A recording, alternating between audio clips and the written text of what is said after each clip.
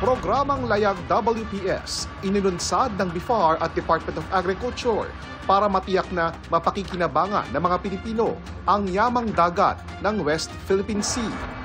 Bahagi ng programang yan ang pagbibigay ng 2 bangkang pangisda at isang steel-hulled na barko sa mga mangingisda mula sa Zambales at Ilocos. Sa ilalim ng programa, hindi na lang magbabantay ang Philippine Coast Guard at magbibigay ng fuel subsidy ang BIFAR, kundi titiyakin din na may sapat na kagamitan at training ang mga mangingisdang Pinoy.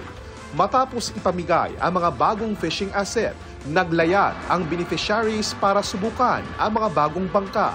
Pagpapakita rin daw ito na mga Pilipino ang dapat makinabang sa yamang dagat ng bansa. Barko ng Philippine Coast Guard lalahok sa unang pagkakataon sa balikatan exercises na gagawin ngayong taon.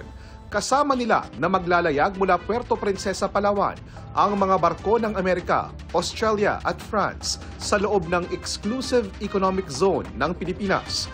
Ayaw namang kumpirmahin ng AFP kung dadaan sila sa bahagi ng EEZ kung saan namumugad ang China Coast Guard. Pero ang sabi noon ng AFP, aabot ang aktibidad sa dulo ng EEZ ng Pilipinas sa may bahagi ng Palawan. Singapore walang kinakampihan pero nababahala sa epekto ng tensyon sa South China Sea. Tugon niya ng kanilang Foreign Minister ng matanong kaugnay ng mga aksyon ng China sa Pilipinas sa West Philippine Sea at South China Sea. Sa gitna ng tensyon, tiniyak ng Singapore na lalong lalakas ang kooperasyon nito at ng Pilipinas sa defense at maritime security.